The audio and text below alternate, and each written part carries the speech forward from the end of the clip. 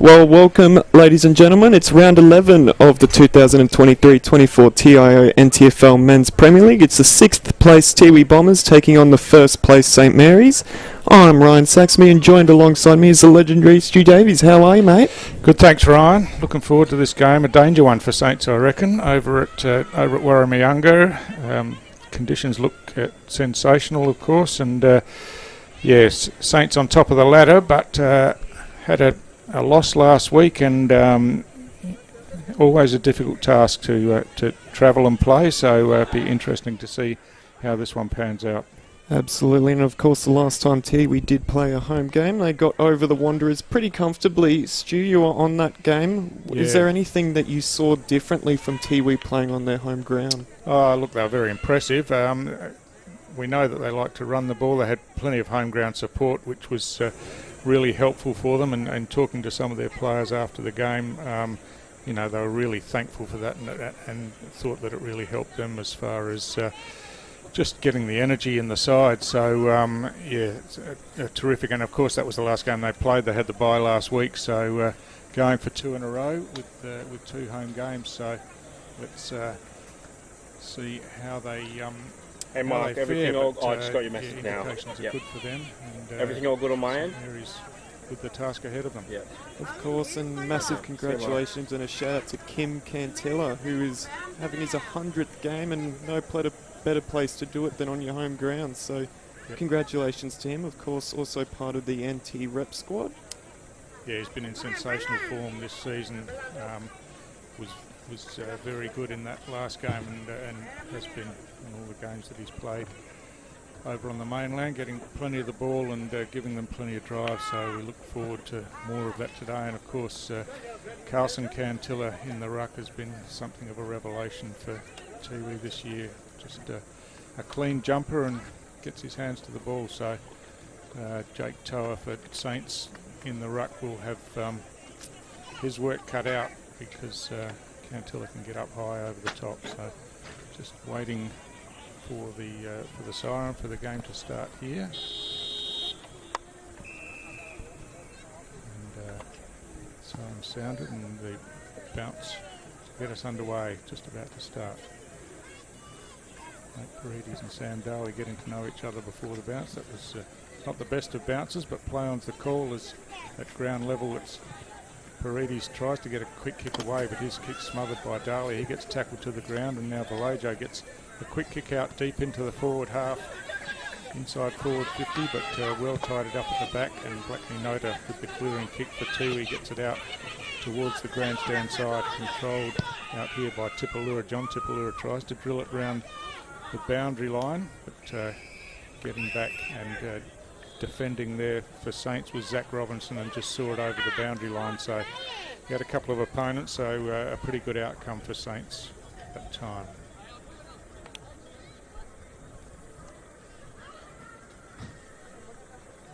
So from the throw-in, Toa double fists it back towards the boundary line. Stanley Tipalura can't get there before it goes out, and we'll have a replay of that action. Bit wet. The ground, of course, the rain suddenly just popped up in the last week and so. Yeah, certainly helped the conditions, I think, because Paredes took that one pretty easily from the stoppage, shipped it into the path of Vallejo, but he had some opposition coming towards him, and Desmond Tipamantameri now. Saints out wide as Offermans controls it, but gets tackled with the ball as he tried to evade his opponent, and he gets penalised. So Tiwi the chance now to bring it back through the middle.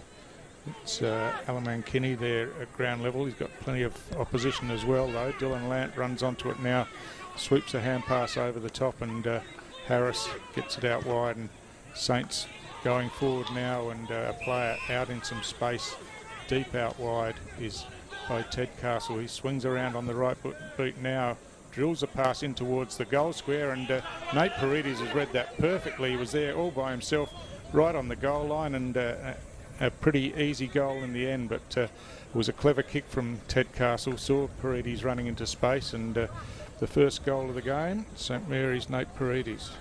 Yeah, a hot start for the Saints. Absolutely the start you want to have. We know, as we discussed just prior to the bounce, how dangerous Tiwi can be on their home deck, and just great vision there from Ted Castle, and that's why, of course, he played for Richmond's VFL side. So, of course, those kind of actions, selfless acts, get you into the big stage like that. Yeah, not really having his best season, but has shown moments as he does. But he's certainly a dangerous small forward, and could have pinged away at goal, but saw that his teammate was loose in the goal square, and just bounced it into him. Perfect play. So from the restart, Cantilla reaches over the top and then does his own roving, but has the ball knocked out of his hands, and Dylan Lant, as we've seen many times this year, breaks away from the centre, delivers inside forward 50, and Jackson Calder gets on the end of that one.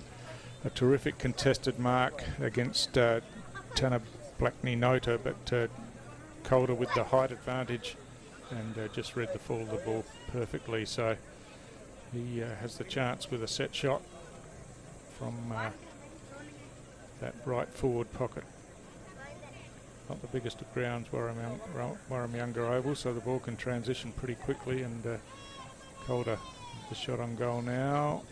It's close. I think it might have just snuck over the line. Just waiting on the goal umpire here, and yes, the all clear is given. So he wasn't sure with the kick off the boot, but just got the distance and just snuck over the line. So 2 quick goals to Saints. Yeah, and obviously that duo between Lant and just getting the ball on a plate for Calder, it is a dangerous, dangerous duo. Tiwi have to keep a very close eye, especially on Lant, of course.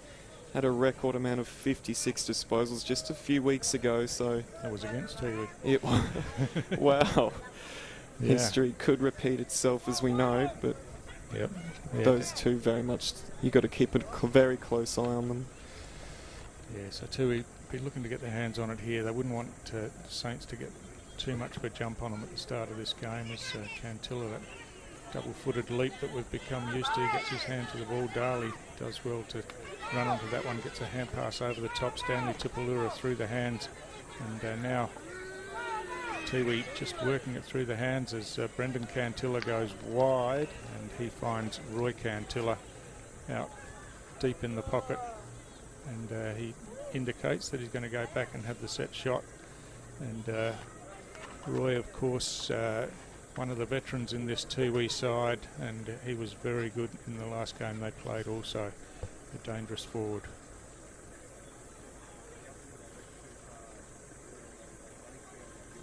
So out deep on the other side of the ground.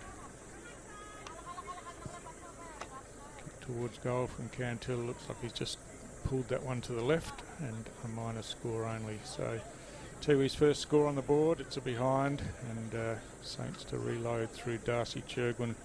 Decides to go short to Parnell. He's called to play on, gives it back to Churgwin. Manages to get past an opponent, but they've worked themselves into a bit of trouble here as they're just flicking it around through the hands, trying to break out of that defensive line, but Parnell eventually takes it on and gets the hand pass over to Souter, and Souter kicks in short and finds Brennan, Will Brennan, back into the middle of the ground, but well read by Carlson Cantilla. Takes the intercept mark and gets it on quickly to Port Jimmy. Port Jimmy on the left goes out wide, and it's a good kick, and the mark taken again by Cantilla. He hand passes to a running player, and Kim Cantilla, for the first time in the game, gets his hands on the ball in a very similar position to where Roy was just moments ago, and he'll go back, you would think, and have a set shot. Yeah, just needing the nerve settler for Tiwi. 6.5 minutes gone in this first term. But good bit of play, good signs from Tiwi to how they're moving the ball. Yeah, just got their hands on the ball the last couple of minutes, haven't they? And getting the ball forward, putting a bit of pressure on. So Kim Cantilla kicks towards goal. I think this one looks better. His teammates are clapping it down on the goal line. So that's the one that Tiwi wanted. We said that they wouldn't have wanted Saints to get too much of a jump on them, and Kim Cantilla just closes that margin with Tiwi's first goal of the game. Of course, a goal and you're 100th, of course. I think your teammates would be loving that. But yeah, good bit of play. Good from Port Jimmy, of course, the rising star not too long ago as well. So he has been magnificent just to start this one out. So, but of course, it's a long game footy. 4 quarters, need that performance to continue on if you want to take the win against a very classy Saints outfit. Yeah, that's right. Saints gunning for outright top spot at the Christmas break if they win this game. If they don't win this game, they fall back to the pack really, and we could have 4 teams equal on top at the Christmas break, which is a pretty amazing outcome for the competition. But Cantilla wins that hit out beautifully down to Stanley Tipalura at full speed. He drills it into the pocket. The mark's spilt down there, and cutting across for Saints was Dom Grant, but couldn't control the ball, and eventually it's off hands, and it's going to be a boundary throw-in in the left forward pocket for Tiwi. Yeah, Carlson Cantilla, I think, is going to be a X factor in this game. Just a freak athlete he is. So from that throw-in, Toa wins the hit out, but it's Tiwi with a snapshot at goal. It's going across the face. Churgwin back there waited for the bounce, and then it just ducked away at right angles over the boundary line, and it'll be a throw in the right forward pocket this time.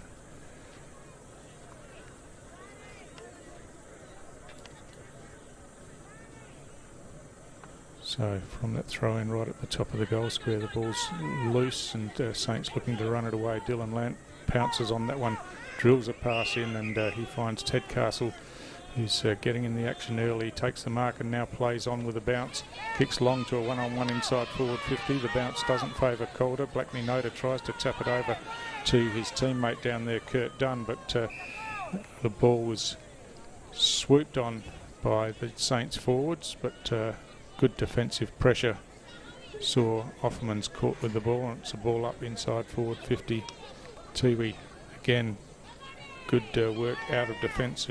Short kick by Desmond Tippermantameri And now Stanley Tipalura is on the run, gets it over to Darley. Darley chips out wide where Port Jimmy runs onto it out wide on that outer side of the ground, has a bounce and then ducks back inside, gives by hand to Darley. Darley kicks long inside forward 50 and it's going all the way down to the goal line, but just offline and through for a behind. Just a bit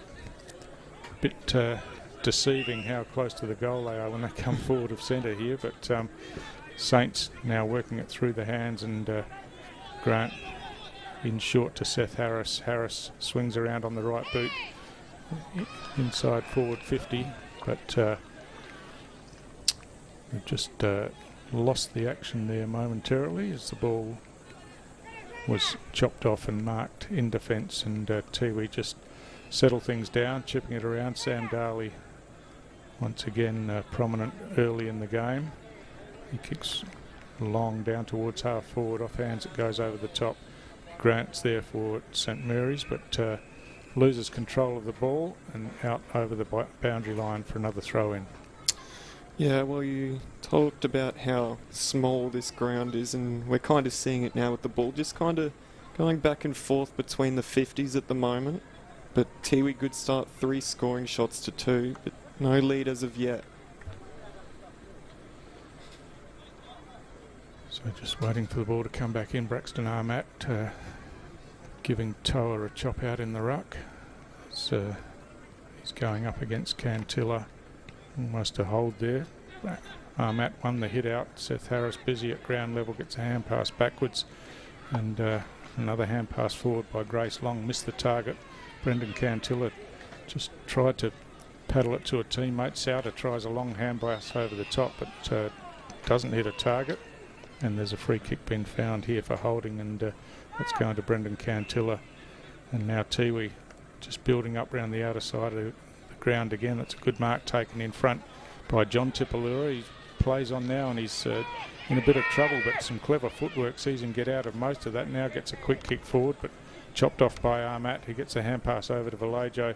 Vallejo short around the outer side of the ground. Musgrove had it snatched out of his hands as he tried to run away with the ball, and then comes back and lays a tackle. And we've got a whistle on the play here, and I think it might have gone over the boundary line. It has in fact, so it's another boundary throw in on the outer side of the ground. See Paddy Bowden, the coach of Tiwi Bombers, instructing one of his players as they come off the field. Matt, strength in the ruck contest, got the hand to it, but it's Tiwi through Darley, who cleared down towards half forward. Just can't get any clean possession in there as Saints defence scramble. Brendan Cantilla throws it on the left boot. That's gone nowhere really, and punched away, and eventually over the boundary line is Braden Wiley's just tackled, but the umpires adjudged that the tackle was high, so Wiley with the free kick chips in short to Cantilla once again. Carlson Cantilla. Pretty easy to call Cantilla. There's 4 of them out there, Ryan, but Carlson this time kicks long into the forward pocket, and Braden Rioli with what will probably be his first touch of the day takes a mark, and they've had a few deep in that left forward pocket out there, a couple of shots for goal from there, but Rioli a clever small forward, but with the set shot this time. Left footer kicks towards goal, but he's just left that one out to the left and through for a behind. So there hasn't been much in the way of scoring in the last 5 or 6 minutes. So I think that'd suit Tiwi pretty well. Just settled things down a bit and got the game back on even terms as Darcy Chirgwin runs away from the defensive goal square and goes short to Paredes. Paredes plays on quickly back into the corridor. That's a dangerous kick, and the ball's wrapped up here as Michael Thompson, who did well to get a fist to it to spoil Saints' forward momentum, but then just got wrapped up with the ball. So still in a dangerous area in Tiwi's attacking 50 as at ground level. Paredes has it knocked out of his hands, and now the ball spills. There's a chance for Tiwi with but again good defensive work by Robinson this time, just affected Dale Cunningham as he tried to break towards goal. The ball spills out the back. Here's a chance now for Alamankini, he kicks towards goal, but has just missed to the right-hand side. So Jaden Alamankini there offline. So two have had plenty of opportunities, peppering the goals, but just the one major on the board so far. As Jack Lance worked all the way back there to receive from the kick-in. He kicks short to Ted Castle. Ted Castle just bombs long around the outer side of the ground, and that's well read by Kurt Dunn, taking the intercept mark over the top of Dylan Lant. Daly calling for it inboard, but Dunn ignores that and decides to go down the line instead on the outer side of the ground. There's a free kick been found here, and it's going to go St Mary's way. It's Bo Ted Castle again, who's coming up for his 5th or 6th possession in the game, so a good start for him today as he kicks long around the line, but Tiwi set up behind the ball and just work it forward now with a long kick inside forward 50 again. The mark just spilt, unfortunately for them, as Brendan Cantilla gets the hand pass out to Babui. He's caught. Roy Farmer helps it forward, but there's a free kick being paid. I think that was for incorrect disposal, and it's Xavier Vallejo who will take that free kick at half-back. Again, looking short, finds Mitch Musgrove. Musgrove out towards the outer wing, likes something in short, and goes that way to Brennan this time, Will Brennan. And now Churgwin, who's run down from fullback, gets on the end of a hand pass, kicks long inside forward 50, a beautifully weighted pass, finds Calder. Calder's got players running into the goal square. He goes out wide, and Paredes it is. He swings around. That might have gone all the way through if it's not touched on the line by his teammate. It's not. And gee, was that a shot at goal or a pass, Ryan? Oh, well, if you're a forward, it's definitely a shot on goal. Oh, went for goal of the year, I reckon. And he would have been fuming if his teammate got to that, but nah, good finish. And Calder playing in front as all big forwards should. Just caught the Tiwi Bombers a little bit off guard there, and I think that sort of fast play that we see from St Mary's so often is very, very helpful to them on this ground, but helpful to both sides as we've seen so far. But Tiwi been a little bit wasteful, 1-4-10 to Saints 3-0-18, 8-point lead, just as we tick the 17-minute mark of the first quarter. Yeah, you would think from where Calder took that mark he'd be entitled to go back for the set shot, but always the team player looked to see if there was something loose forward, and once again it was Paredes who'd worked forward.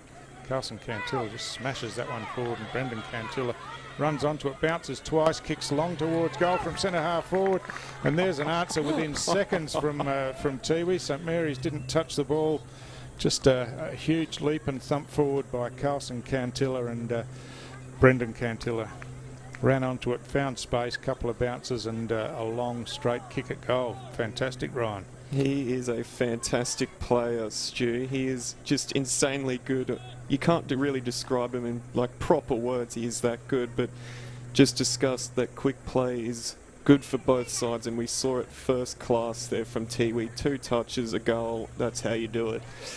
Yeah, Brendan Cantilla bounced it twice within about 5 metres, I think, but knew what he was doing. It helped him steady, and a terrific long kick to finish with an answering goal immediately from that Paredes one previously. Toa just drops it at his feet to the advantage of Jack Lant. Jack Lant kicks long out towards half forward on the outer side of the ground, and Saints the chance again going inboard, but over the top. I think the mark's been paid here. It has, and might be Babui, but down there who just switches across the face of goal, but they've run themselves into a bit of trouble here, but eventually the kick comes out. Oh, well read down there by John Tipalura, and he chips around the boundary line to the advantage of his teammate Tipamanta Mary, and off and running now as Cunningham gets in between 2 Saints players, gets it out wider, and the long kick comes in, a big leap, but no mark taken as the ball at ground level. Roy Cantilla running onto it now, swings around on the left boot, kicking towards goal, but once again just missing to that left hand side and through for a behind. Plenty of opportunities, Tiwi.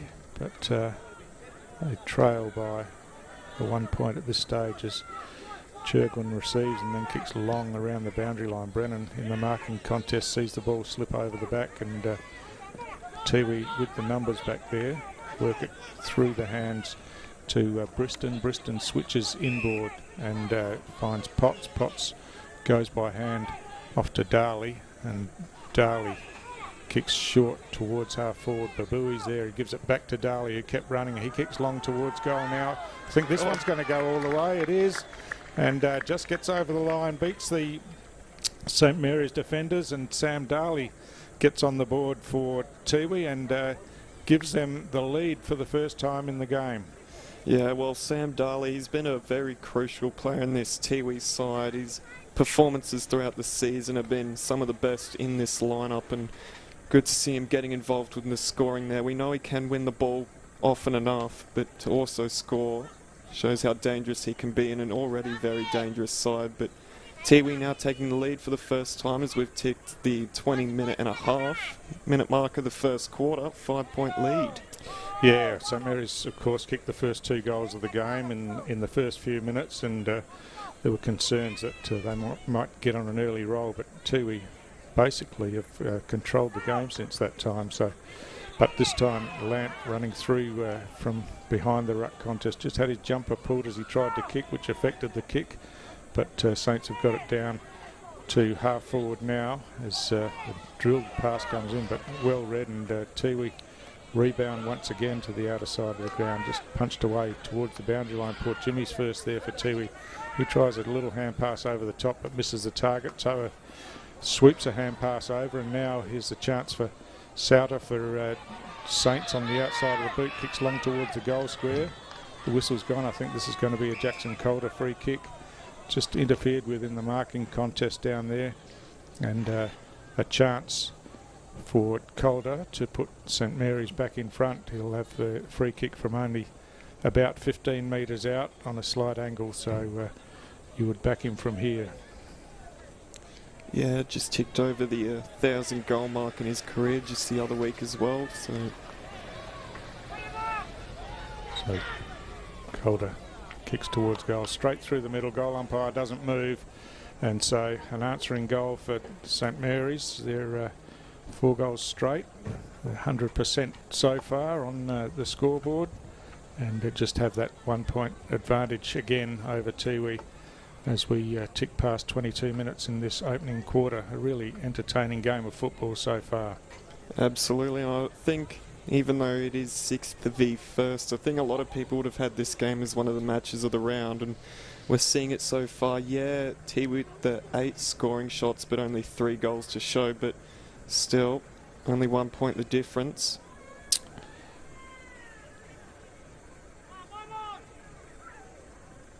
So Jake Toa back in there for St Mary's doing the ruck work.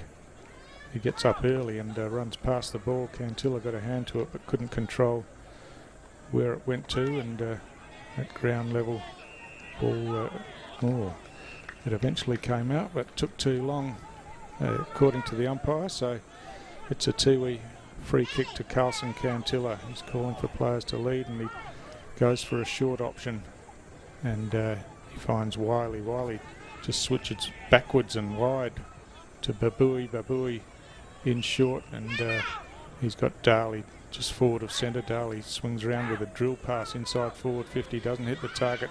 Clever work from Parnell to get a toe poke out to clear it away, and now Saints on the break through Jack Lant. He kicks straight up the middle of the ground, just slips through the hands of Potts there, and it's loose across half back for Tiwi as they're both Tedcastle working hard to put the pressure on, and it's worked in the end as Brennan comes in to assist, gets a long kick into the forward pocket where Jackson Calder had made some space on the rebound. He plays on now, swings around on the right boot, but he swung it around too far. I think he was looking for an option inboard, and then in the end he didn't have that and decided he had to throw it on the boot and just dragged it too far, where he probably could have gone back for a reasonably easy set shot.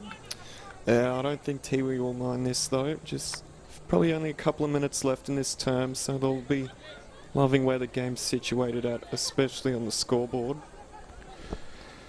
Kurt Dunn to bring the ball back into play. He runs towards the near side of the ground. There's a bit of interference there. Not paid as Souter swings the ball inside forward 50, but it just had too much of a hook on it and couldn't be controlled down there by Musgrove, and off hands and over the boundary line. So just wait for the rucks to set up here. This didn't happen in the old days, Ryan. The boundary umpire would just throw it in and you got there if you could. But ball's over the back now, and Jack Lant on the left foot didn't get much elevation on that one as Tiwi scrambling defensively, but Saints applying the pressure as Offermans this time lays the tackle and wraps the ball up on Sam Darley, and it'll be a ball up about 20 metres out from the Saints goal. Holder doing the ruck work this time, gets it out wide. Dylan Land on the right boot snaps it towards goal, and it's gone through. So a terrific finish there, as he was under plenty of pressure from the moment that the ball landed in his hands, but a great finish once again. And yeah, we talk about the season that Dylan Lant's having. He's of course is the reigning Nichols medalist as well, so yeah, he's been in great form once again, and regularly gets on the scoreboard. Trust me, Stu, I'm with you with the boundary throw-ins. Just get it in, get play going again. Yeah. But yeah, Dylan's showing his class there. Just when you think you've shut him down, no, pops back up. So Matt back in the ruck this time. Ball at ground level. Darley swoops on that, just fishes the hand pass out backwards, and Tiwi have got it inside forward 50 once again. But good defensive work by Saints. Belojo looks like he's been pushed back as Seth Harris comes in to help. Gets a hand pass over the top. This kick is going to go close to the boundary line, and I think it might have been a after disposal free kick anyway, but Paredes took it, gives it to Seth Harris. Harris looking to go long inside 450. Jackson Calder once again got good position, but spilt the mark. He got the hand pass out to Jack Lant. Saints have got a couple of players running towards it. Jack Lant's kick bounces in the goal square and just taken down there by Mason Stass. Swings around onto the left boot and bangs it through. I think he was trying to let it bounce through initially, but it just sat up, and Stass had to take it and swung around and scored from 3 or 4 metres out. Yeah, just seeing Tiwi Bombers defenders just coming up a little towards the centre of the ground. Maybe a little bit of ball watching. Can't be leaving the Saints forwards all by themselves. So not a good look there, but it seems like it's quarter time. Stu? Yeah, kick just before the siren there. So after Tiwi got their noses in front, Saints responded with the last 3 goals of the quarter, and yeah, that last one was an example. They transitioned from one end of the ground to the other, and Tiwi hadn't touched the ball. But an entertaining game, as we said, and a good finish to the quarter from St Mary's. Absolutely. It's the Saints by 14 points. Tiwi 3-5-23 to Saints 6-1-37. We'll be right back after this short break. You know Territorians go a long way for one another. So it's good to know that with TIO Comprehensive Car Insurance, if you have an accident covered by your policy, we are here to help with the reasonable costs of towing, as well as your additional emergency accommodation and travelling expenses. And that goes a long way when you're away. Get a quote today. TIO, we're for Territorians. Looking for a fun day out with your family or friends? Head on over to Palmerston Mini Golf. With our beautifully landscaped course suitable for all ages, you'll have a blast playing mini golf here at Palmerston. We offer the perfect setting for kids' birthday parties, complete with special packages to make their day unforgettable. And if you're looking to have some fun with your mates, we have you covered too. Play during the day or under lights. We're open until 10 p.m. And we'll see you around Palmerston Mini Golf. Find us at the Palmerston Golf and Country Club.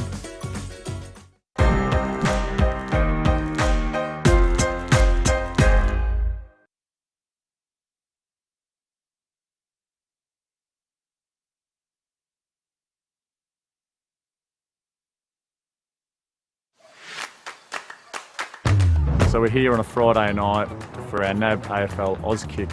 where we run a girls only option and the kids are pumped, ready to rock and roll and have some fun with the footy. We signed our daughter up for Auskick because her big brother did Auskick last year and she just loves it. I thought signing her up for a girls only group would be a great chance for her to kind of be with some friends in a comfortable environment.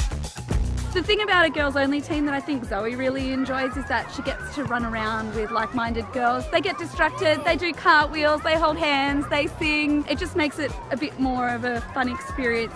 I like Auskick because I get to play with my sister.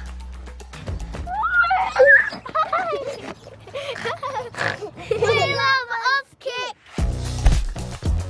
A number of parents have asked if their daughter has to be in your girls group, and they don't. There will be some girls that will naturally just gravitate to brothers or cousins and join the boys group and have just as much fun if it were to be single sex. So yeah, there's definitely options there every Friday night. My girls just love interacting with the other girls here. They love kicking a footy, they love learning the skills, and they love the hot dog at the end. I love joining in with my girls. I actually can't help myself, and I love to see the skills not only of my kids but of the other kids in their girls only group really developing over the clinic. Eve just loves playing the games, learning new things. She'll be doing it then for the rest of the weekend, doing her favourite kicks, telling us how many goals she kicked on Friday night. The best thing about Auskick is that it's really fun. It's lots of fun for them. Yeah!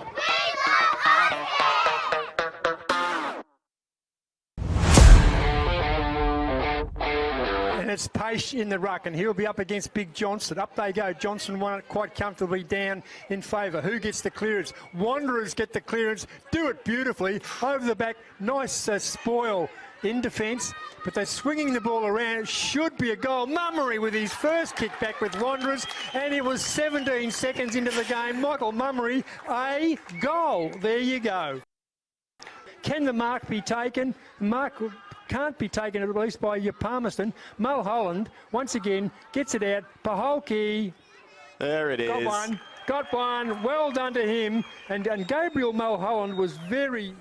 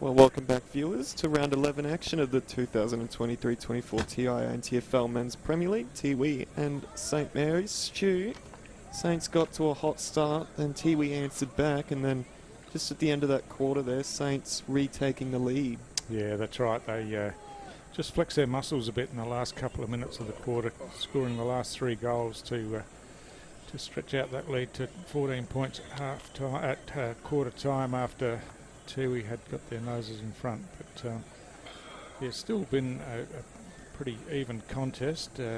Tiwi had control of the game for parts in the middle of the quarter, but St Mary's, of course, a quality outfit and got their hands on the ball and transitioned it really well to hit the scoreboard a couple of times. Jackson Calder a couple of goals on the board, as has Nate Paredes, as we're underway again. Tiwi kicking to the left of screen in this second quarter as The chip kick comes forward, but isn't the best and chopped off, and Saints working it through the hands, get it down towards half forward now, but just not controlled down there by Stas, and allows Tiwi to clear away. But Stanley Tipalura just forward of centre takes the mark, plays on quickly, kicks in towards the forward pocket. Parnell up high, got his hand to the ball to spoil it away. Brendan Cantilla tried to find Kim Cantilla down there, but knocked away again. Brendan Cantilla gets a kick in. Kim Cantilla's claiming the mark. The umpire's calling play on because it hadn't travelled the required distance, and so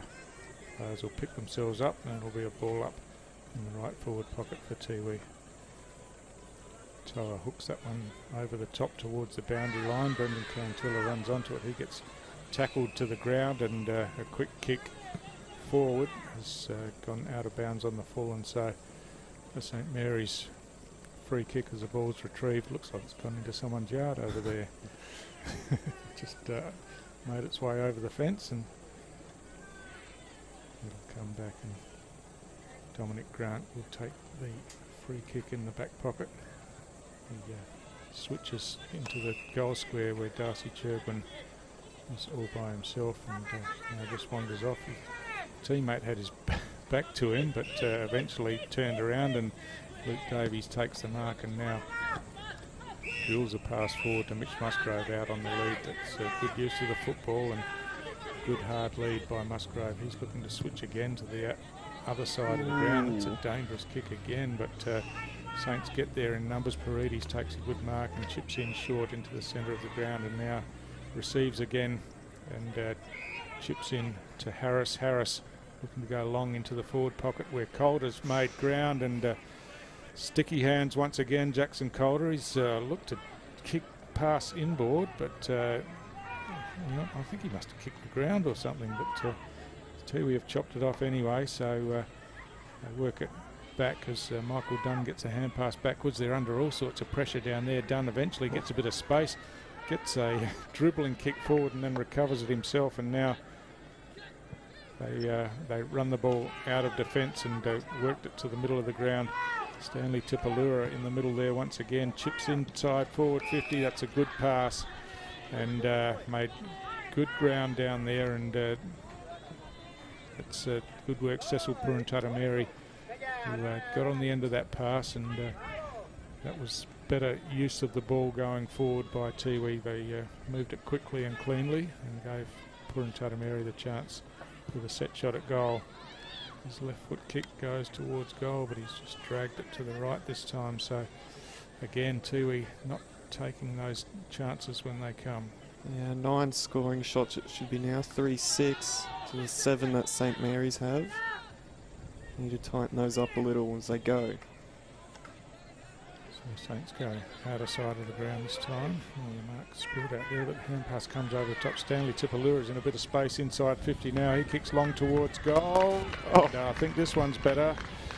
It is, and the first goal of the second quarter to the Tiwi Bombers, and Stanley Tipalura, who's getting a fair bit of the ball just forward of centre, and this time inside forward 50, and had plenty of space, no Saints players around him, and was able to steady and kick directly to goal. So a good start to the quarter for Tiwi. Absolutely, and I think we talk about the Cantillas and of course Sam Diley a fair bit, and just Stanley Tipalura just comes up every so and about, and he's very dangerous, and of course a big goal there to just cut the lead back to 7 points as we tick the 4-minute mark of the second term. So good little passages of play from Tiwi.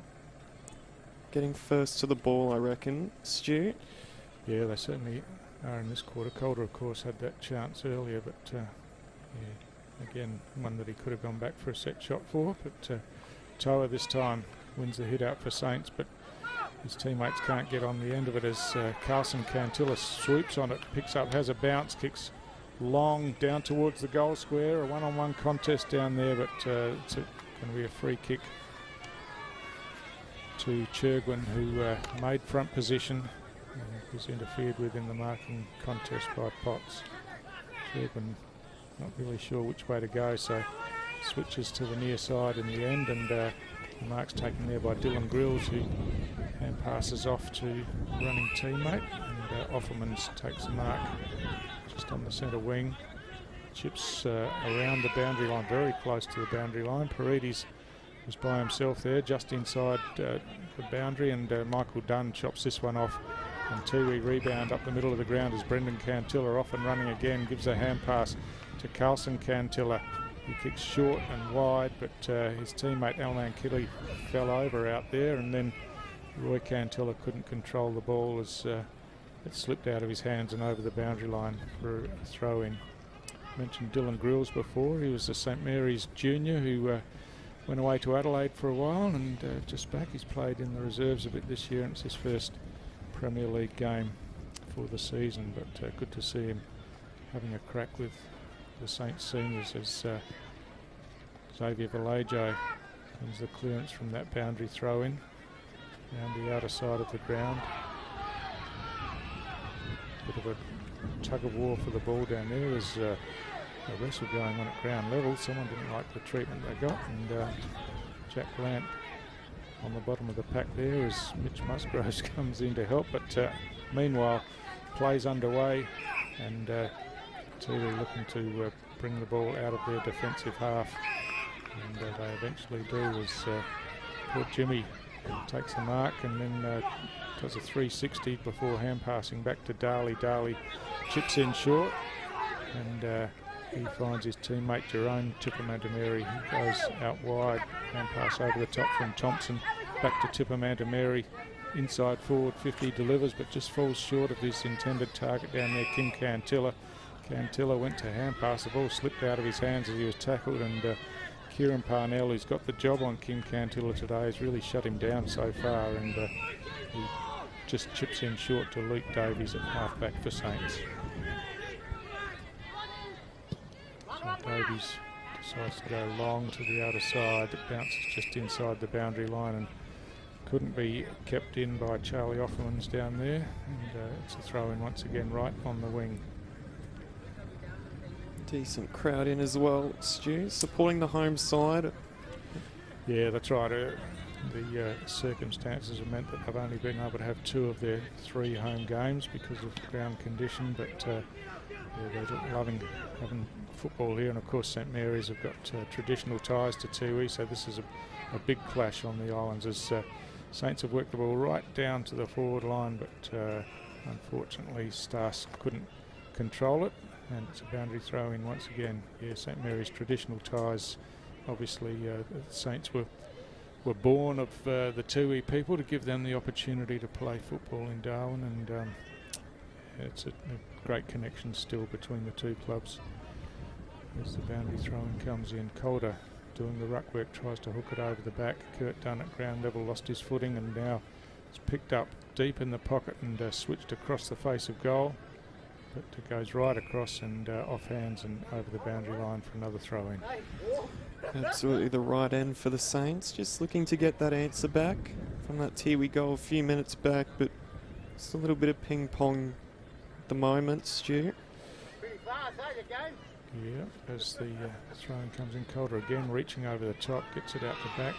Ball, the bounce favours Tiwi here. There's a whistle blown, but advantage has been paid, and now the switch has just missed the target here. Kieran Parnell read it beautifully, came up and put the pressure on, picked up, got a hand pass back inboard, but his teammate was hot under pressure. That was Dylan Grills, and he's been penalised for not disposing of the ball as Port Jimmy just gets around him on the mark and chips around the boundary line and finds his teammate Cecil Purantatameri outside the forward 50. He's looking for leads coming forward, kicks high inside 50, but the Saints defenders closed pretty easily on that one and forced it over the boundary line for another throw-in. Yeah, just been interesting that Tiwi have just started to play this slower style of game. Of course, they're very famous for their fast, but interesting to see that they've just decided to move away from that a little bit in this one. And the throw in, just not forward. Purantatameri tried to hook it back with one hand, couldn't control it. Dylan Lant could, and chips forward on the right boot. He finds Offermans in some space on the wing. He kicks short again to Calder, who's led a long way out from goal. He wants to move the ball inside forward 50 quickly. Oh, the mark was just spilt down there by Stas.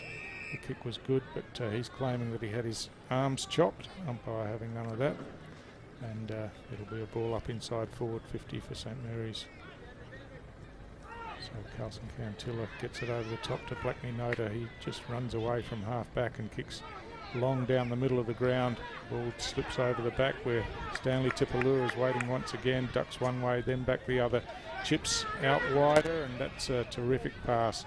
And he's found Jaden Alamankini running forward inside forward 50, and he's marked about 30 metres out from goal and will have a set shot. So Tiwi with the only goal of the quarter so far as we approach the 11-minute mark, and a chance to kick a second and tighten that margin up to 1 point once again. Mankini's kick looks like it's out to the right. No, he might have just snuck it in, I think. No, just missed to the right. So goal umpire wasn't giving us much clue down there, was he? But no. Keeping us in suspense, but just a behind as Parnell loops the hand pass over the top to Chergwin. Chergwin long around the wing, but Mark spilt there, and pouncing on it was Thompson. Hand pass inboard to Tipamanta Mary, who kicks long, and that's a good mark in the contest. Just a clean grab, and I think it's Stanley Tipalura on the end of it. So a good forward entry, one that you would have thought that the Saints defenders might be able to just kill to the ground, but Tipalura strong in the marking contest, and he'll kick them directly in front.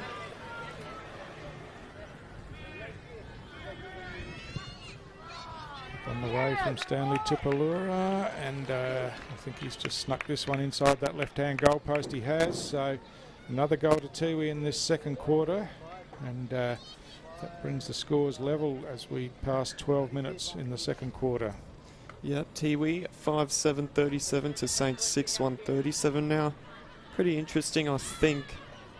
Stu, is St Mary's of second most marks in the league, yet if we look to their opponents, Tiwi's second least amount of marks in the league. So I think what Tiwi's done really well is being able to contest those marks. I mean, I think, of course, it's the St Mary's strong suit, but for them to contest it and get their own marks, it's been pretty huge for them this game. Yeah, those stats probably just generally highlight that they play different styles of game, but Saints like to control the ball, but haven't had it all their own way by any means in this game, as scores level past halfway in the second quarter here, and Tiwi on the march. As the looping hand pass comes to Carlson Cantilla, he swings around, gets it to Brendan Cantilla, another short pass inside forward 50, and you're off and running once again as the kick goes long towards goal, but out in front, mark not taken by Potts, and tidied up by Chergwin. Now Grant running away from half back, kicks back in towards the centre of the ground, but that's a poorly directed kick and gives Tiwi the opportunity to go forward once again, as almost a high tackle there on Chad Bertrand, but I said no, the ball was wrapped up, and it'll be a ball up just outside forward 50 for Tiwi. Braxton Armat wins the hit out this time. It's well controlled by Grills at ground level. Got it to Dylan Lanton, now has Souter running from half back through the centre of the ground. He kicks long towards Calder again. The ball offhand spills towards the goal square. Ted Castle tries to kick off the ground, had an air shot I think, and Michael Dunn eventually picked up and just coolly kicks to the other side of the ground where Kim Cantilla's come right up from the forward line, and he drills the pass around the outer wing, and Tiwi building again around the outer side of the ground, and the mark's taken by Babui out there. He hand passes over the top, and Tiwi with created the loose player here as the hand pass comes over to Roy Cantilla. He goes long right to the goal line, and just leaping up, getting his hand to it was Davies, and through for a behind, which is enough to give Tiwi the lead. As Saints bring it in grandstand side, Kieran Parnell on the end of that one takes the mark and then just strolls off. He's got a player loose forward, and that's Offerman's in a plenty of space. He's off with a bounce, tried a short pass that didn't go to the advantage of his teammate Ted Castle, but in trying to get back to the ball, the free kick's been given, and Ted Castle will take that free kick. Just some high contact in that marking contest by Braden Rioli. Yeah, just going to settle this one down, I reckon. Obviously the hot style that Tiwi play, just need to bring it back. Just take some nerves out of it, the wind out of the sails. Yeah, by Ted Castle. Loves a goal, of course, and started the game on fire, really, but hasn't had much of it in this second quarter.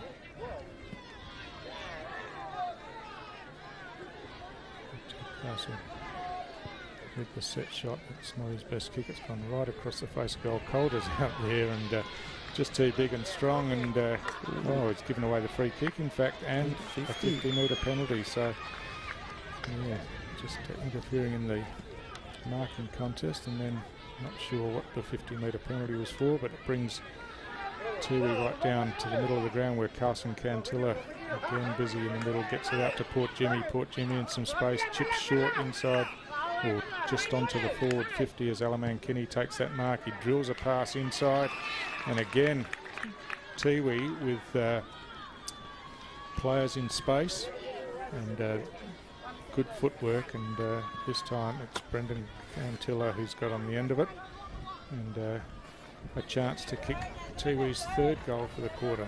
Saints, of course, have not added to their quarter time score. So Brendan Cantilla long towards goal, but again a missed opportunity from directly in front, and you'd start to think that some of these missed chances might come back to bite them in the end, but they do hold the lead, but only a small margin with twice as many scoring shots. So Jack Lant brings the ball back into play, long around the outer side. Ooh, that's a good mark. It's going to be a 50-metre penalty as well. That was pretty dangerous, just ploughing into the back there of Mason Stas as he took that mark, and the 50-metre penalty you would think will bring him right within goal-scoring range. Yeah, but nice for him just to check in on how he was after that contest. Yeah, yeah. So, yep. So yeah, that was good work from Jack Lant. Took the kick in, just ran off the goal square, kick long, had Stas in some space out there, and so this is going to be 2 kicks and a 50-metre penalty with a shot at goal from reasonably close range as Stas's kick on the way. I think he's just snuck that one inside. Jackson Calder's clapping it through on the goal line. So yeah, so a much needed goal for Saints in this second quarter as Tiwi had all of the running.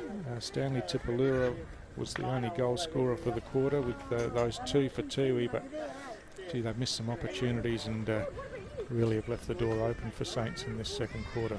yeah, it's come back to haunt them. You just spoke about it before with that behind just previously kicked. Tiwi with a 41% goal accuracy as opposed to Saints 57%, so just haunting them a little bit, this 5-9 scoreline. Yeah, but the good thing is they're right in the contest. We're approaching time on in this second quarter, and they've had plenty of the football in the second quarter as Cantilla again thumps the ball out of the ruck contest, but Balajo coming in off the outer wing read it well and chips a kick forward. Here's a chance for Saints going forward once again. The kick from Bertrand out in front of Calder. This time it's knocked away. Ted Castle at ground level couldn't control it. Might have got a kick in the hand there as Stock Calder comes in now, gets a sweeping hand pass out the back to Harris. He gets it back to Calder under plenty of pressure. Hand passes straight up in the air basically and over the boundary line. And it'll be a throw in once again. Yeah, I can only imagine it won't be a very long quarter, this one. Not a whole lot of scoring, plenty of behinds for Tiwi, but goals the only issue. So from the throw in, good work by Cantilla down to Brendan Cantilla, who runs away, chips the ball short. And Tiwi a chance to build round the outer side again.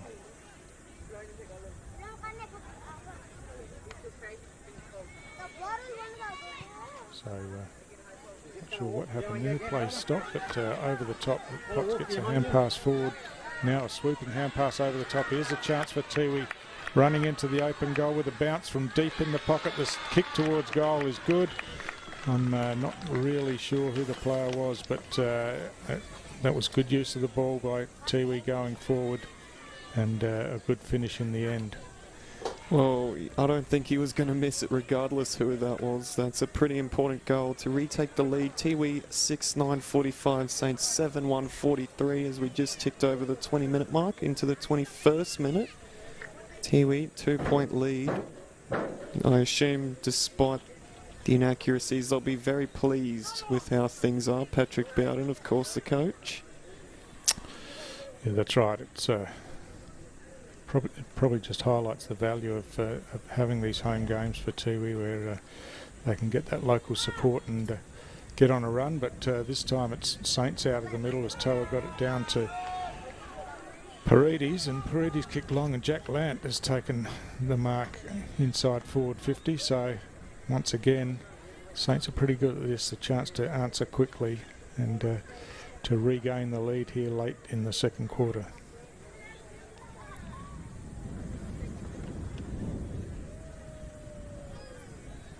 Jack Lant, tough forward for Saints, comes in and kicks long towards goal. It's straightening up, I think.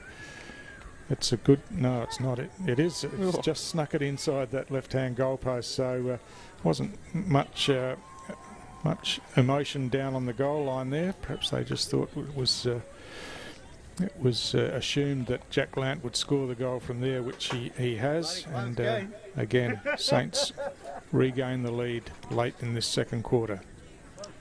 Just wondering if that might break a bit of a wall that we've just kind of seen a couple of goals and then just a stretch of a few minutes where nothing really much happens, and maybe we might be getting a bit of a shootout, Stu. Yeah, well, we went 15 or 16 minutes with only 2 goals in the quarter, and we've had 3 in pretty quick time since then, so just waiting for the restart here. Bounce favours Toa, who flicks it over the back, but well read by Daly, who hand passed inboard, and Kim Cantilla running into that, but beautifully tackled, run down tackle by Nate Paredes, and Hill wins himself a free kick at half-back. Now just wanders around the player on the mark and kicks long forward of centre, and Souters out here in some space, chips a ball in short, and it's a good kick and finds Offermans just inside 50. Charlie Offermans, he goes wide into the pocket where Chad Bertrand made some space running forward, but he's on a much tighter angle, of course. We'll tick on over 23 and a half minutes in the second quarter. Won't be a lot of time left, and Bertrand now going back, taking plenty of time.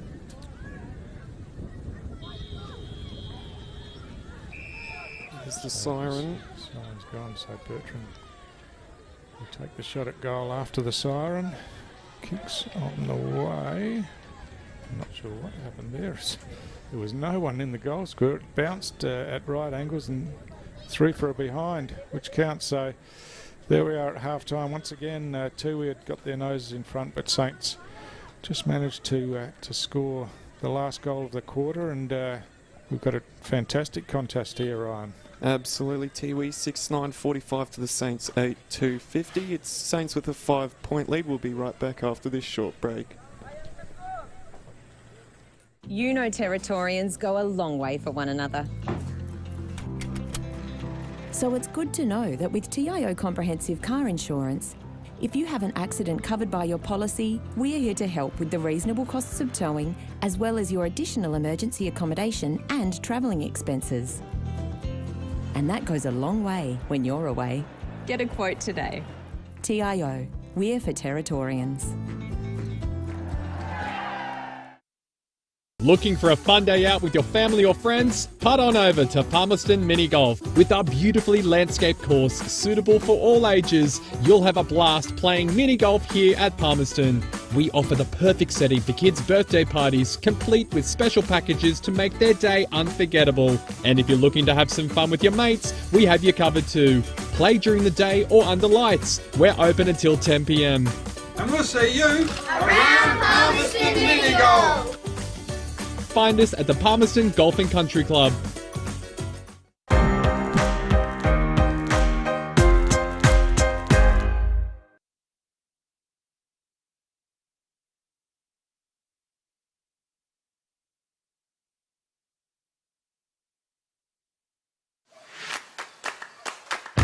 So we're here on a Friday night for our NAB AFL Auskick, where we run a girls only option and the kids are pumped, ready to rock and roll and have some fun with the footy. We signed our daughter up for Auskick because her big brother did Auskick last year and she just loves it. I thought signing her up for a girls only group would be a great chance for her to kind of be with some friends in a comfortable environment. The thing about a girls only team that I think Zoe really enjoys is that she gets to run around with like-minded girls. They get distracted, they do cartwheels, they hold hands, they sing. It just makes it a bit more of a fun experience. I like Auskick because I get to play with my sister.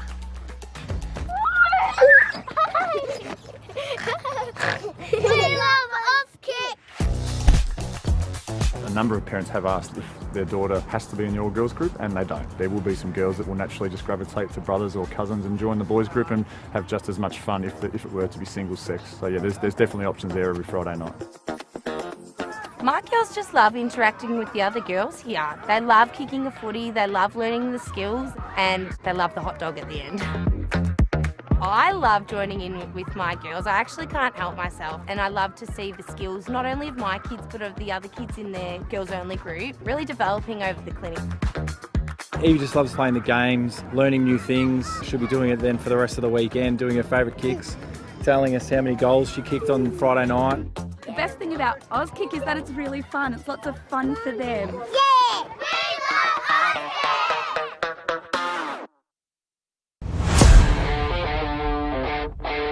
And it's Pace in the ruck, and he'll be up against Big Johnson. Up they go. Johnson won it quite comfortably down in favour. Who gets the clearance? Wanderers get the clearance. Do it beautifully. Over the back. Nice spoil in defence, but they're swinging the ball around. It should be a goal. Mummery with his first kick back with Wanderers, and it was 17 seconds into the game. Michael Mummery, a goal. There you go.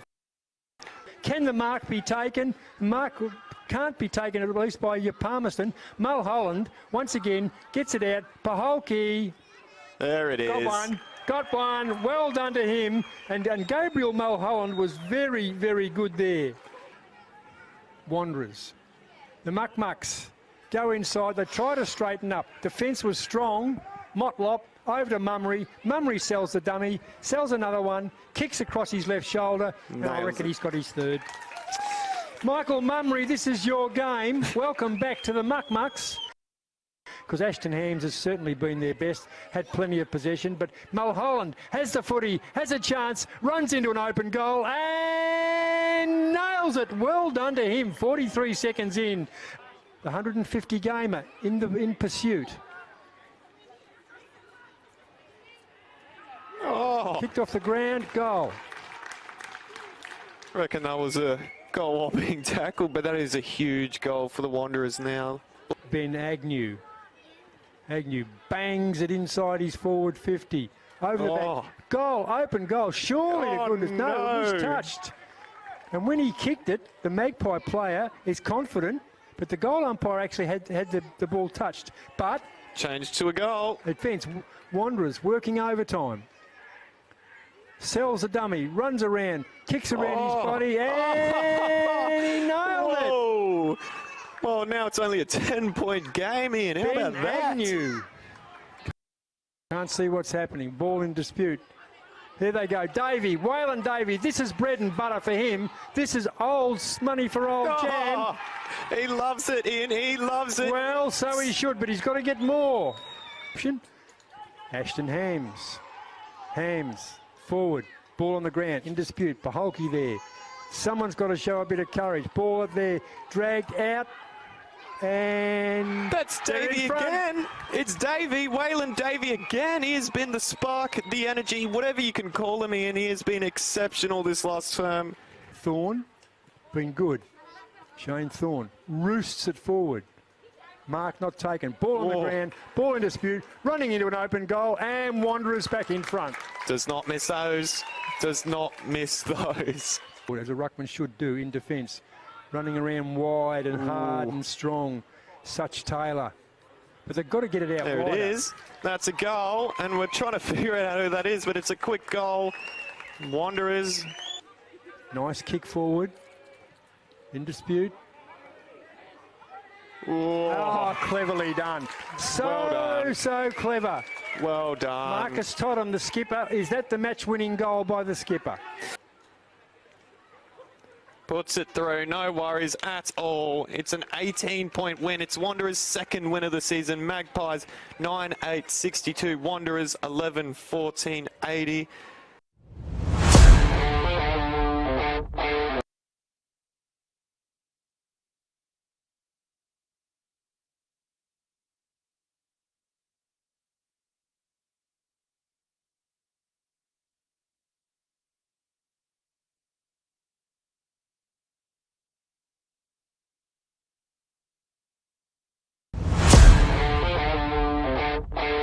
Top to Coleman, dummies one way, then kicks inside forward 50, cutting across the front was Ahmat Watkins. It comes into the hands of Phoenix Spicer. He swings around on the right boot. It's going to bounce in the goal square. It keeps bouncing. There's a diving attempt on the goal line, but I don't think a hand has been laid on it, and it's bounced all the way through for a goal to Phoenix Spicer.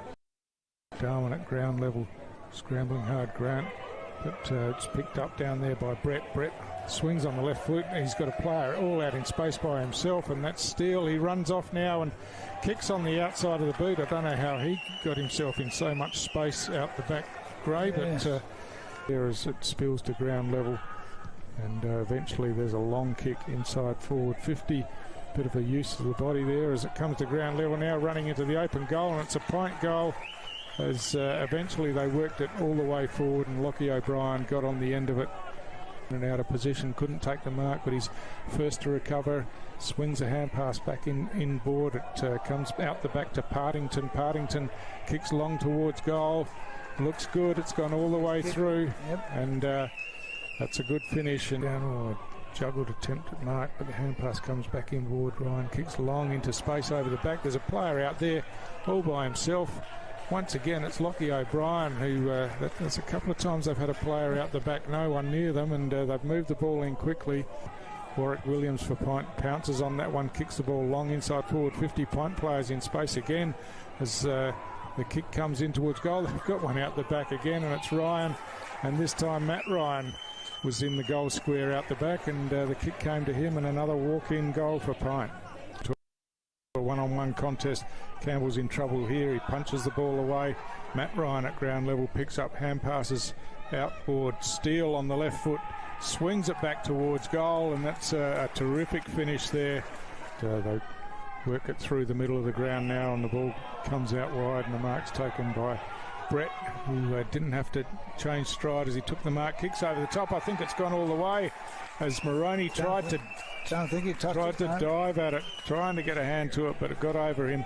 Comes in to give assistance, chips a kick around the corner to Bolch, who juggles it but couldn't take the mark, and that's opened the door for Pint again with a long shot at goal, and it's Benjamin Brett once again who got on the end of that, and another terrific finish from Benjamin Brett, and can't do so. Running in there was Hill. Eventually Yaron got it forward to Jared Stokes. He hand passes out wide to Stafford. Surely this is a goal for Darwin as Stafford kicks towards goal. I think he's got his first for the night.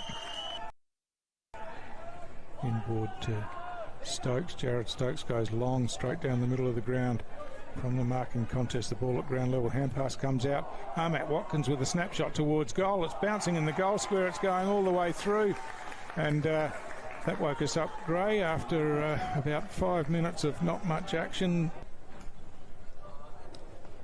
And he has indeed. Yep. And he celebrates, and so a pretty pretty comprehensive win by a punt in the end, just over 4 goals, and yeah, they've come here, got the job done.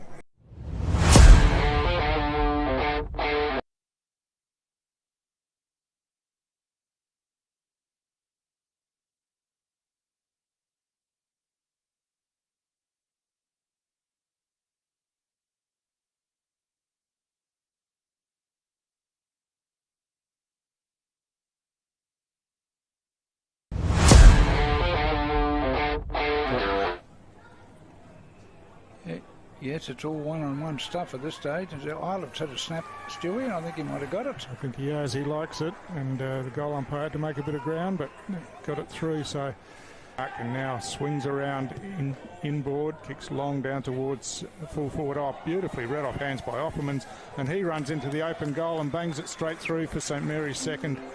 He fishes it out to Seth Harris, who kicks long towards half forward. Saints running through there. Klusky this time chips the ball towards the goal. It's going all the way through. I say chips it. He chips it about 45 metres and it sails through easily. So he's a powerful kick.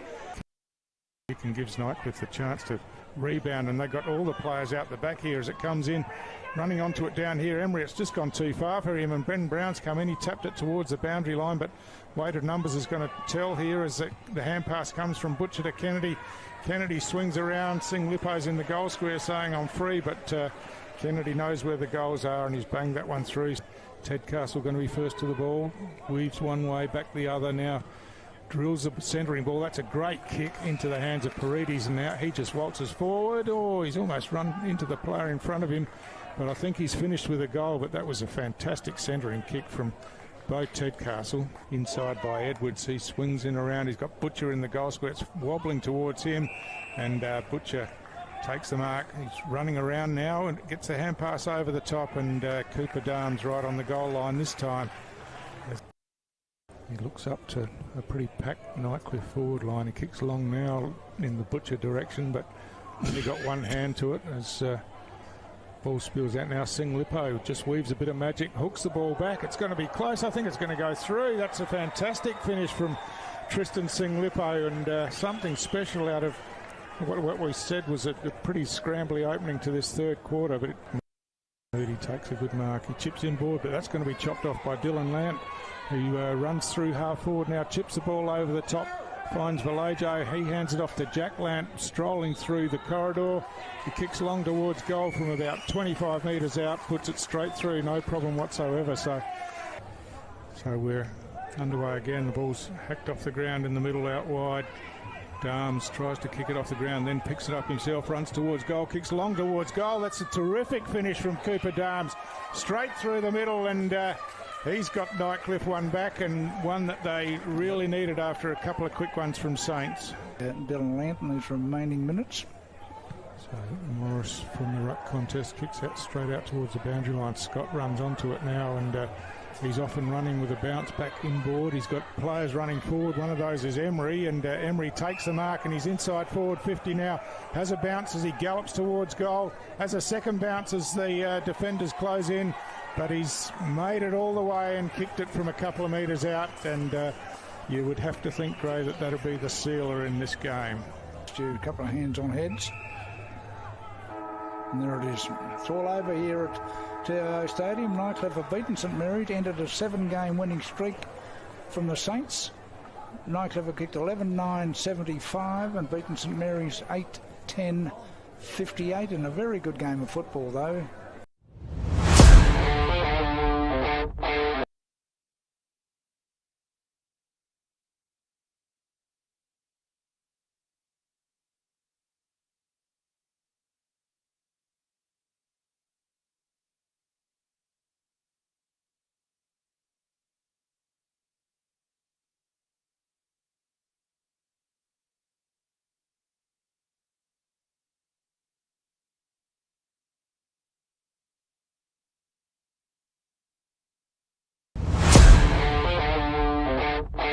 If he could get the 50 metre, but in the meantime he played on. He goes around the mark again, got himself in all sorts of trouble.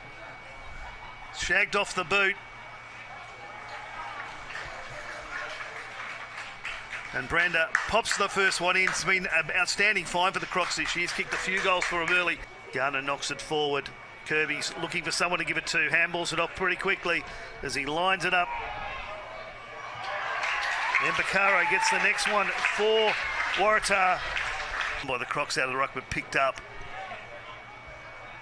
Magro.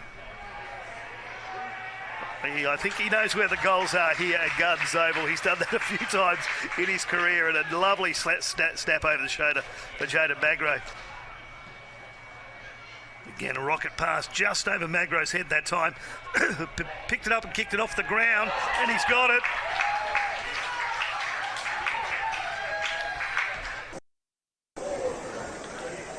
Good hands again by Waratah. Of course, reigning premiers, and at the moment they're definitely looking like it.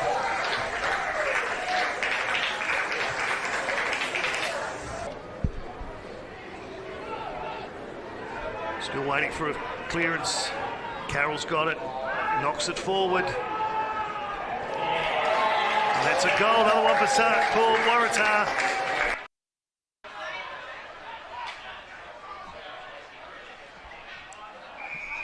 Umpire saw a free there. Is he going to call? Let him play it on. Grab in defence. Arata could, with the ball, drop that ball. Picked up by Palmer. Palmer's going to walk in and pop that one over the head. So a bit of a clanger there by Arata, James Arata, and back in by Manzini. Nice touch over there to Schwartz, and I think Schwartz may have that one by the looks of Brandon's hands, so Schwartz has kicked that one. Another nice pass. A lot of loose players going to run through now, you would expect, in this final quarter. Over the top, and he's going to get a free kick. And to put Southern Districts back in front. And the goal umpire looks straight above the head. That's pretty obvious that one's through. So Jared Brandon gets his third for the night. Southern Districts will move back out of the middle again. Big grab here from either side will be really important. Bo Schwartz has probably just won the game for Southern Districts. With his second of the night, took his time. They're all in around him. I think they understand how important that was. 12-8-80 to 13-11-89. 28-minute mark of the final quarter. 3-point lead to Southern Districts. A big mark. You just know he's going to take his time here. There's a siren. As Carroll comes in, Bowden comes in and kicks a goal after the siren for a 9-point win. 14 goals, 11, 95 to 13-8. 86 for a 9-point win to Southern Districts.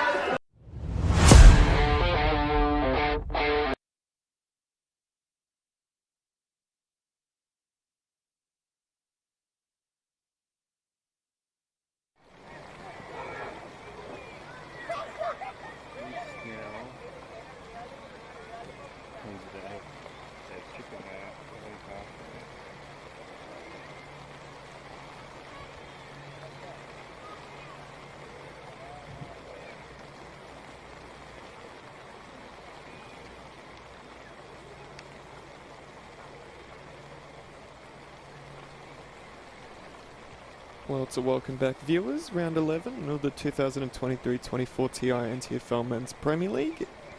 Here on the Tiwi Islands, it's Tiwi 6-9-45, Saints 8-2-50.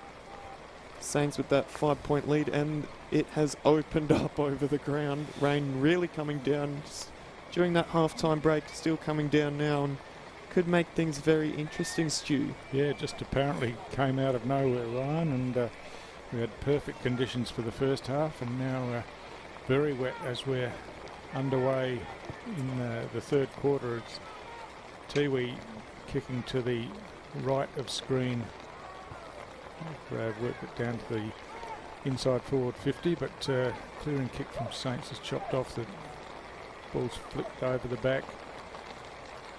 Scramble forward at ground level. Parnell tried to hook it in. Looks like there might be a Saints free kick there, just a bit crude on the tackle. Kim Cantilla wants to argue the toss, but Darcy Churgwin will stand up and take the free kick. He's had a pretty good game in the last line of defence, Darcy, and this time kicks it long and wide to the outer side of the ground. Off hands, Stas gets a hand pass over the top, and now Saints just thump it around the boundary line on that outer side, but comes back here to Daly, who kicks inboard down towards half forward. At ground level, it's John Tipalura couldn't control it. Robinson closes on him, and Dominic Grant comes in to help, gets a hand pass back to Robinson, and Saints work it through the hands, and Seth Harris kicks down to Paredes, who found a bit of space just forward of centre, switches the ball back inside the centre corridor, and the ball just spills out from that marking contest as Saints try to work it around again, and this time the mark taken by Stas, and he settles things down, goes long inside 50 out on a long lead, and sliding on his knees taking the mark is Jackson Calder, and Calder, I'm sure this time will go back and take the set shot from pretty much directly in front, but you can see on the screen how wet it is, and conditions not conducive for goal kicking, but Jackson Calder, an experienced hand, played plenty of football down in the depths of Victoria as well, so know a bit about wet weather football. As his kick's on the way, and just as I say that, he slides it off the inside of the boot and through for a behind. Maybe a little bit of commentator's curse, but no, he is a renowned goal kicker, of course, Victoria. 4 seasons in a day, I reckon you could get down there. So Sam Darley, ground's still good enough to bounce the ball on as he swings it round the outer side of the ground, and Babui takes the mark, feigned to hand pass and then ran on and kicked instead, but not the best directed kick, and Dominic Grant comes across and sees it over the boundary line for another throw in. Just wondering, maybe, sorry to interrupt Stu, but who this rain might advantage, of course. We're really yet to see a game in these kind of conditions season this far. That's true. So Tiwi on the break from that stoppage, get it long down towards half forward. The ball slips over the back of the marking contest. At ground level, poor Jimmy just struggled to pick it up, but now there's a quick kick forward down towards goal. It's gone all the way through for a Tiwi goal as the Saints player down. I think that's Churgwin, might have collided with the goalpost down there, but looks to be in a bit of pain. But Tiwi with first goal on the board in the third quarter, and that levels the scores as Churgwin's still pretty sore down there. Yeah, but pretty good start for Tiwi, I'd say, in these kind of conditions. You want to be as clean as you can, as much as you can, and good start to tie things back up early as we're just about to hit the 4-minute mark of the third term. So 7-9-51, 8-3-51 for the Saints. Nice close-up shot there of Brian Stanislaus running the water for St Mary's. A legend of the club, of course, but plays underway again back in the middle of the ground, and poor Jimmy again just running forward, gets the chip kick in out wide. First out there for Saints was Bertrand, but he got wrapped up in the tackle as he took possession of the ball, and no opportunity to get rid of it, so it'll be a ball up between wing and half forward for Tiwi on the outer side of the ground. Toa and Cantilla. Toa wins the hit out down to Dylan Land on the right boot, kicks forward. There's free kick being paid here as I see a Saints player on the ground from that contest. It's Jordan Briston standing on the mark innocently. But, just waiting to see what happens out of this one. It's Mitch Musgrove who's picks himself up from the ground. All 3 umpires are in there trying to sort out what's going to happen from here, but eventually, as we thought, would have to be a St Mary's free kick, and Seth Harris takes it, chips out wide to Ted Castle. No one on the mark, so Ted Castle just strolls forward and now kicks long inside forward 50, looking for Calder. It slips out the back, thumped away by Kurt Dunn. Now Michael Dunn running, receives the hand pass, kicks into the centre of the ground. That'll be a Tiwi free kick, and it'll go the way of Puruntuta Mary, Cecil Puruntuta Mary, right in the centre of the ground. It's called to play on now. Goes long down towards half forward. Off hands from the marking contest. Tiwi again trying to run the ball forward, but eventually it slips out the back and Saints able to tidy up out of defence. No mark taken from that contest. Brendan Cantilla scoops it up at ground level, now swings back onto the right boot. Scrubbers a kick forward inside forward 50 as it's paddled forward there by Kim Cantilla. Still applying the pressure close to the goal line. It spills out the back and Saints work it nicely through the hands over to Davies. Davies runs away out of defence, but again, Tiwi with the numbers back there. It comes to Thompson, who kicks off the outside of the boot towards goal, but just snuck it in for a behind for Tiwi. Good bit of forward pressure from the Bombers at the moment to force those turnovers. Just looking for the major now. O'Neill chips in short to Churgwin and on to Harris. Harris runs on and kicks along down towards half forward. Oh, some clever tap work over the top as Ted Castle tried to kick off the ground, but just kicked it straight over the boundary line, and Michael Dunn chips inboard to Kurt Dunn. Dunn looking to switch across goal here as the sun comes out, and Blackney Noda drills it straight up the middle of the ground, but that's chopped off by Jack Lant inside forward 50. He's got players streaming forward calling for the ball, but I think Jack's pretty self-confident about his ability to score from here, and short passing in these slippery conditions at the moment may not be the best option anyway, so Jack Lant goes back and kicking from just on the 50-metre line, kicks long towards goal. It's going right to the goal line. Calder down there with Blackney Noda, and Blackney Noda does well to just punch it through for a rush behind.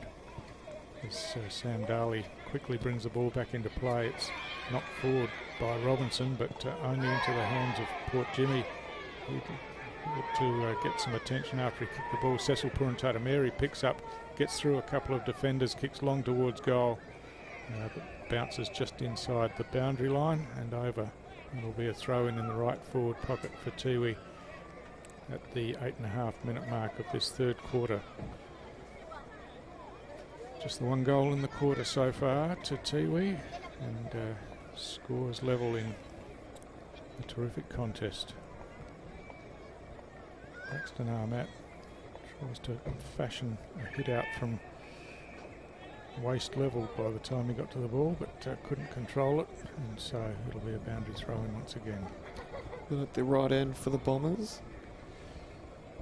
Yeah, deep in the Tiwi attacking zone. So the throw-in falls short again. Matt gets it to Paredes, who gets it by hand to Davies, and Davies just thumps it out of the defensive area. Pelago gets to the front, spilt the mark, but got some high contact in the contest, and he'll get the free kick at half-back, and Saints will be able to relieve and look to mount another forward charge. He's got Dylan Lant leading near side of the ground. He kicks that way and finds him just inside the boundary line.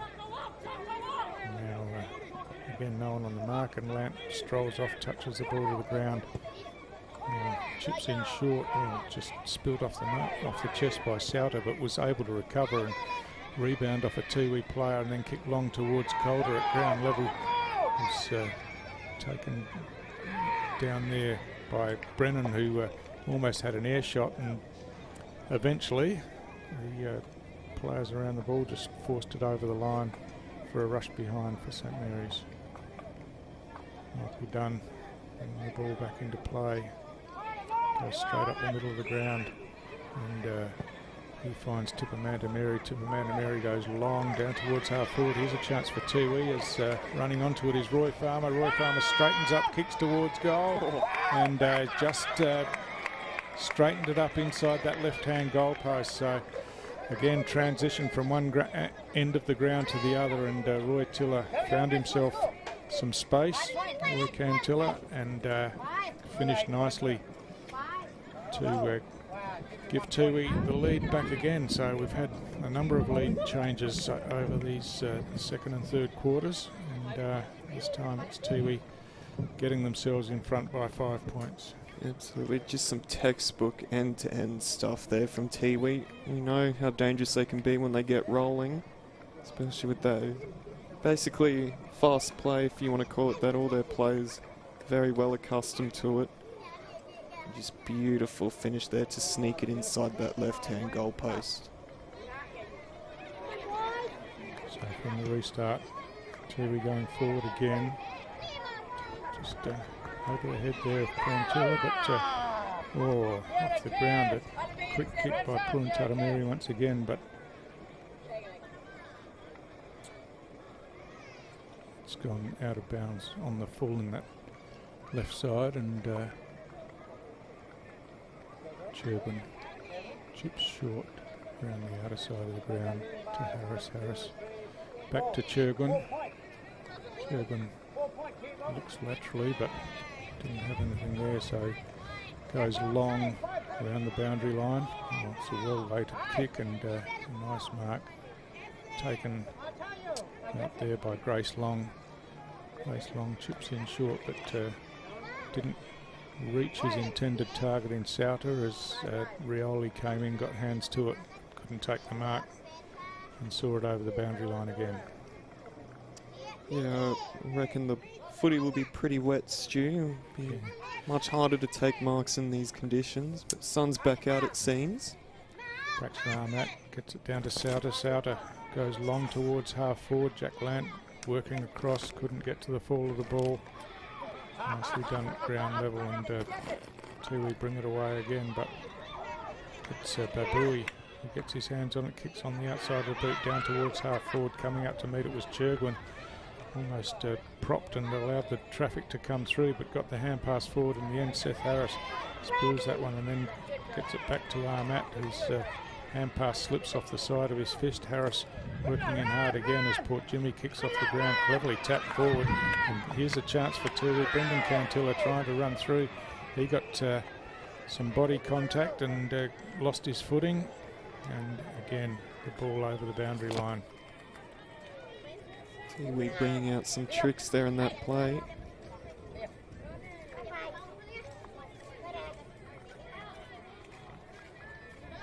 So from the throw in, Arnett hooks it over the back.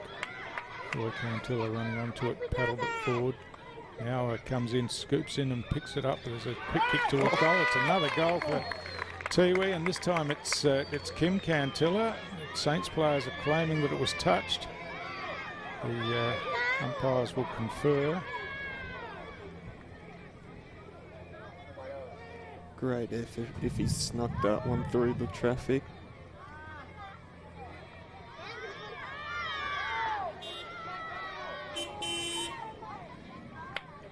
So after the conference, it's touched is the call. So let off there for Saints. It's a behind only for Tiwi. And just look at it, hold up here as we wait for St Mary's to bring the ball back into play. I'm not sure what's going on.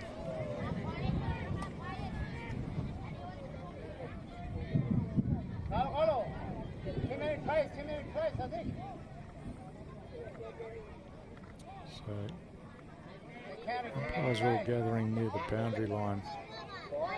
Did hear a whistle blowing, so I'm not too sure what's going on here.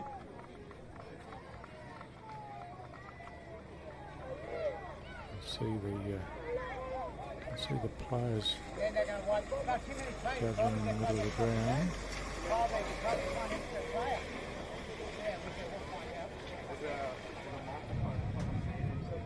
I'm sorry, we're not much. Umpires are heading off the ground, so It may be that there's lightning around, and so there's a delay in the play. So say that Tiwi players are also leaving the ground, and I'd say that there's a lightning delay here. So there's not much point in us sitting here speculating for the viewers, Ryan. So we might just wind off and keep an eye on what happens. I'm sure that that the players will return to the ground once that lightning just clears away from the immediate area. So we're 16 minutes into the third quarter, and you can just see up on the screen that the information about the lightning delay has come up. So we'll just take a pause, Ryan, and we'll be back when the players come back onto the ground to resume play.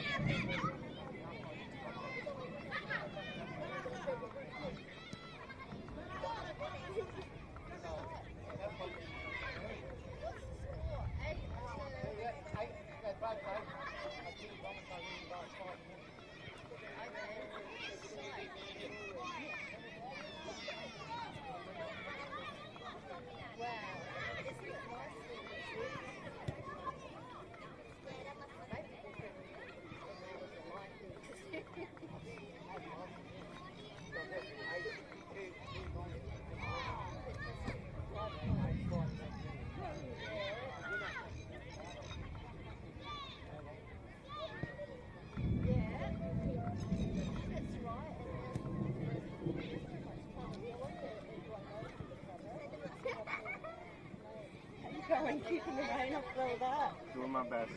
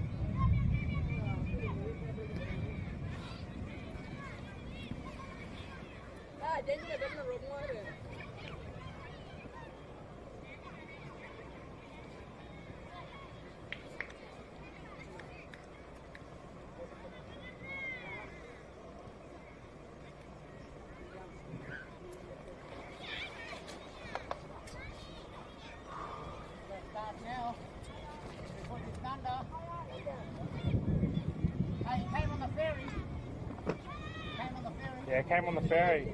Well, what it's like. I don't reckon when it's rained, you reckon it should be okay. Yeah. That's what they reckon. He's going to take 2 hours.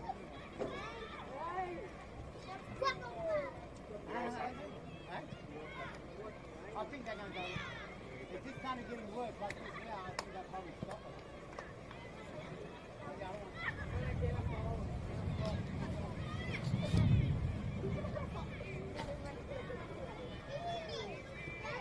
Saya, dan orang ada, ada kau.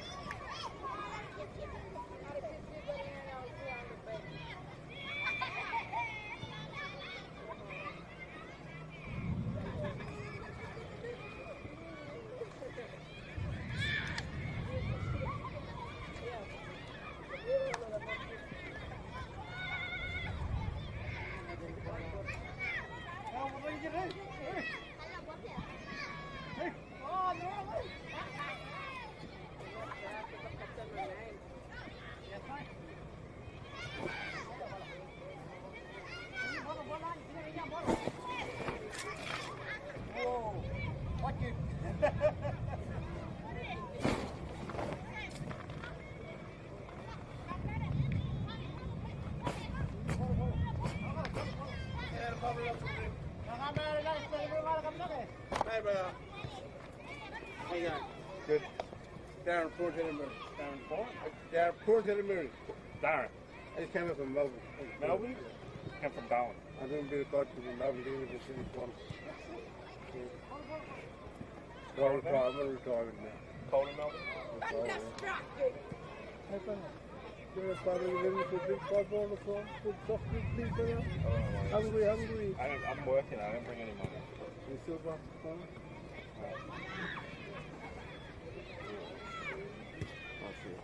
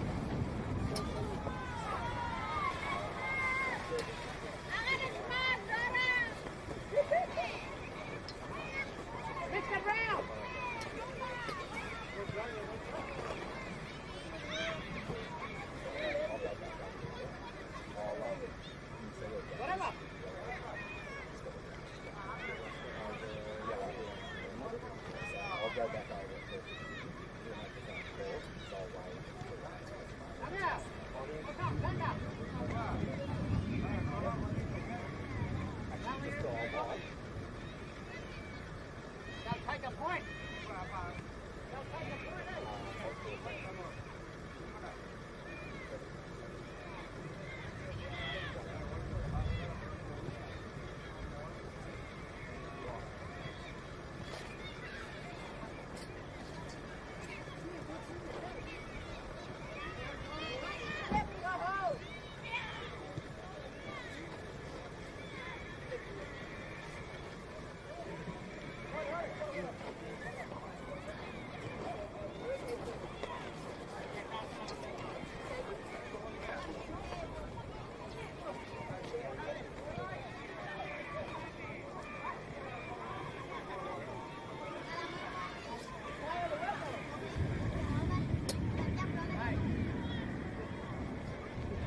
Weather. They probably won't play, eh? They can't they feel like that.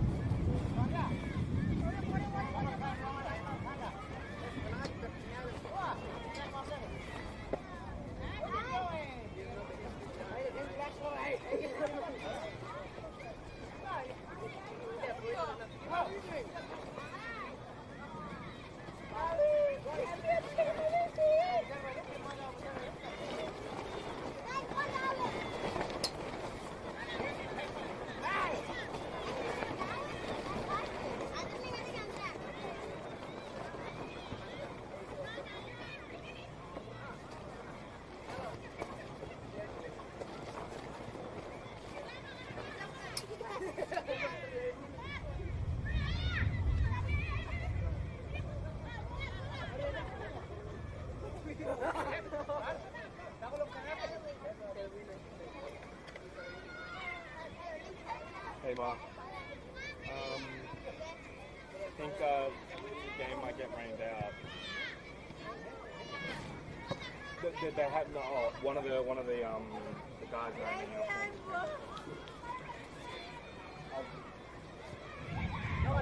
I'll wait for your call, Ma.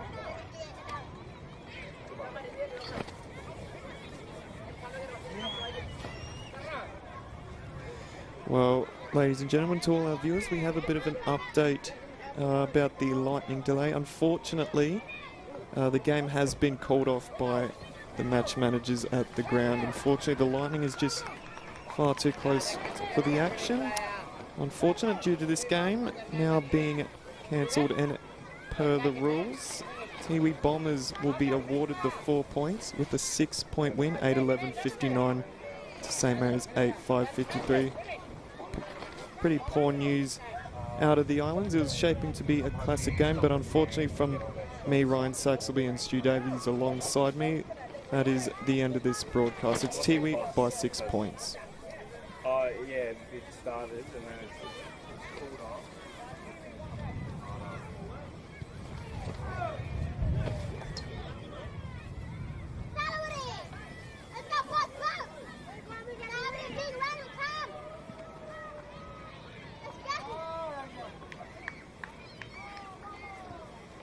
How was that? Feeling good. Because now, actually maybe, I was actually trying to get into a bit of a while.